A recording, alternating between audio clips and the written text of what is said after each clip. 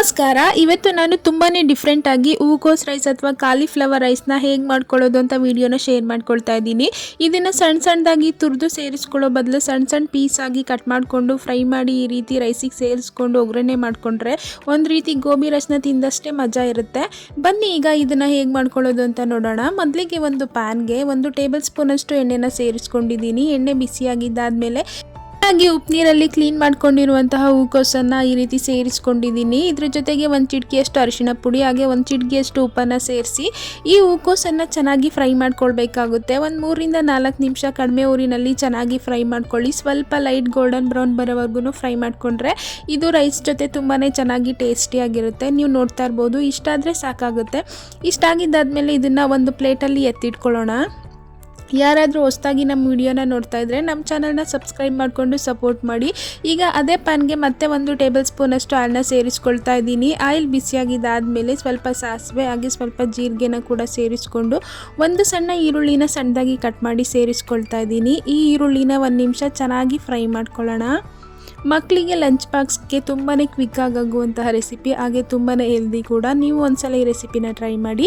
ಈರುಳ್ಳಿ ಸ್ವಲ್ಪ ಫ್ರೈ ಆಗಿದ್ದಾದಮೇಲೆ 1 ಒಣ ಮೆಣಸಿನ್ಕಾಯಿನ ಸೇರಿಸ್ಕೊಳ್ತಾ ಇದ್ದೀನಿ. ನೀವು ಹಸಿರು ಮೆಣಸಿನ್ಕಾಯಿನ ಕೂಡ ಸೇರಿಸ್ಕೊಳ್ಬೋದು. ಹಾಗೆ 1 ಸಣ್ಣ ಟೊಮೊಟೊನ ಈ ರೀತಿ ಸ್ಲೈಸಾಗಿ ಕಟ್ ಮಾಡಿ ಸೇರಿಸ್ಕೊಂಡಿದ್ದೀನಿ. ನೀವು ರುಬ್ಬಿ ಪೇಸ್ಟ್ ರೀತಿ ಕೂಡ ಮಾಡಿ ಸೇರಿಸ್ಕೊಳ್ಬೋದು ಅಥವಾ ಸಣ್ಣದಾಗಿ ಕೂಡ ಹೆಚ್ಚಿ ಸೇರಿಸ್ಕೊಳ್ಬೋದು.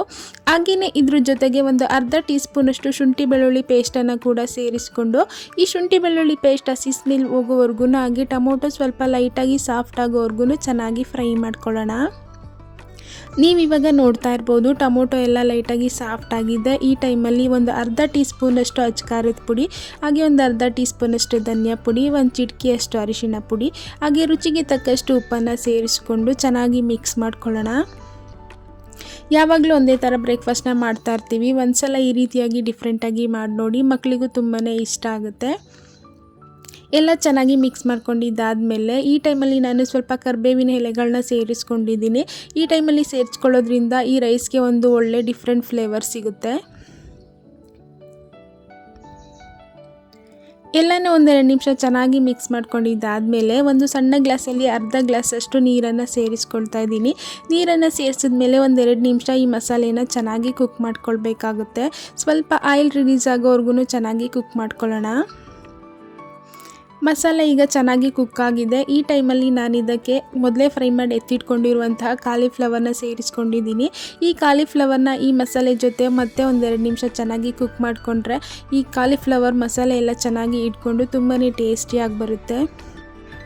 ಈಗ 2 ನಿಮಿಷ ಆಗಿದೆ. ಕಾಲಿಫ್ಲವರ್ ಎಲ್ಲ ಮಸಾಲೆ ಜೊತೆ ಚೆನ್ನಾಗಿ ಕುಕ್ ಆಗಿದ್ದಾದಮೇಲೆ ಮೊದಲೇ ಕುಕ್ ಮಾಡಿ ಇಟ್ಕೊಂಡಿರುವಂತಹ ರೈಸನ್ನು ಸೇರಿಸ್ಕೊಳ್ತಾ ಇದ್ದೀನಿ. ನಾನಿಲ್ಲಿ 2 ಕಪ್ಪಷ್ಟು ರೈಸನ್ನು ಸೇರಿಸ್ಕೊಂಡಿದ್ದೀನಿ. ಒಂದು ಸಲ ಚೆನ್ನಾಗಿ ಮಿಕ್ಸ್ ಮಾಡ್ಕೊಳ್ಳೋಣ. ಬ್ರೇಕ್ಫಾಸ್ಟ್ಗೆ ಅಥವಾ ಲಂಚ್ಗೆ ಈ ರೆಸಿಪಿನ ಟ್ರೈ ಮಾಡಿ, ತುಂಬಾ ಟೇಸ್ಟಿಯಾಗಿ ಬರುತ್ತೆ. ಎಲ್ಲ ಮಿಕ್ಸ್ ಮಾಡ್ಕೊಂಡಿದ್ದಾದಮೇಲೆ ಕೊನೆಯಲ್ಲಿ ಸಣ್ಣದಾಗಿ ಕಟ್ ಮಾಡ್ಕೊಂಡಿರುವಂಥ ಕೊತ್ತಂಬರಿ ಸೊಪ್ಪನ್ನು ಸೇರಿಸಿ ಇನ್ನೊಂದು ಸಲ ಚೆನ್ನಾಗಿ ಮಿಕ್ಸ್ ಮಾಡಿಕೊಂಡ್ರೆ ಸಖತ್ ಟೇಸ್ಟಿಯಾಗಿರುವಂತಹ ಕಾಲಿಫ್ಲವರ್ ರೈಸ್ ರೆಸಿಪಿ ರೆಡಿಯಾಗುತ್ತೆ. ಮೊಸರು ಬಜ್ಜಿ ಜೊತೆ ಸರ್ವ್ ಮಾಡಿ ತುಂಬಾ ಟೇಸ್ಟಿಯಾಗಿರುತ್ತೆ. ಈ ಕ್ವಿಕ್ ರೆಸಿಪಿ ವಿಡಿಯೋ ನಿಮಗೆ ಸ್ವಲ್ಪನಾದರೂ ಇಷ್ಟ ಆಗಿದ್ರೆ ಲೈಕ್ ಮಾಡಿ, ಶೇರ್ ಮಾಡಿ, ಕಮೆಂಟ್ ಮಾಡಿ. ನಮ್ಮ ಚಾನಲ್ನ ಸಬ್ಸ್ಕ್ರೈಬ್ ಮಾಡಿಕೊಂಡು ಸಪೋರ್ಟ್ ಮಾಡೋದನ್ನು ಮರಿಬೇಡಿ. ಮತ್ತೆ ಮುಂದಿನ ವಿಡಿಯೋದಲ್ಲಿ ಸಿಗ್ತೀನಿ. Thanks for watching.